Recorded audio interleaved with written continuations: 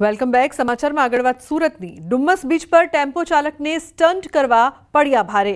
Dumas beach પર tempo ચાલકે દરિયાના પાણીમાં સ્ટન્ટ કર્યો. દરિયા કિનારે બેફામ રીતે ટેમ્પો ચલાવીને પર્યટકોના જીવ જોખમમાં મૂક્યા.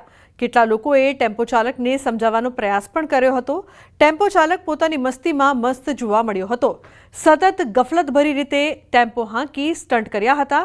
સમગ્ર ઘટનાનો વિડીયો સોશિયલ મીડિયામાં વાયરલ થયો છે. તો વિડીયો વાયરલ થતાં ડુમ્મસ પોલીસ હરકતમાં આવી છે. પોલીસે ટેમ્પો ચાલકની અટકાયત કરી છે. ચાલક વિરુદ્ધ કાયદેસરની કાર્યવાહી કરવામાં આવી છે. ડુમ્મસ પોલીસે ટેમ્પો ચાલકને માફી મંગાવી કાયદાનું ભાન કરાવ્યું છે. मेरी गलती हो गई है, आगे से गलती नहीं करूँगा और दूसरों भी को बोलता हूँ कि गलती नहीं करूँगा और दूसरे भी गलती ना करें.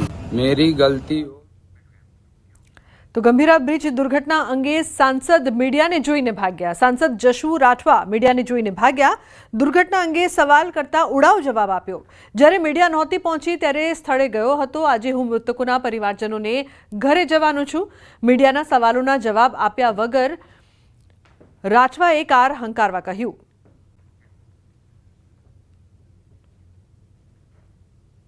क्या पहुंचा नहीं? अरे पहुंचो तो आप नહોતા, હું રાત્રે પહોંચ્યો તો. હવે પરિવાર જે મૃત્યુ પામ્યા છે ને પરિવારજનોને આજે મળવા જવું છે.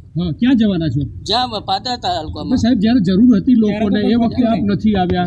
ભાઈ ધીમી રાખો ને ગાડી. સર શું કહો છો? કેમ આ વિસ્તારમાં તમે? અરે હું સક્રિય છું. 2 દિવસ પહેલા પણ પાત્ર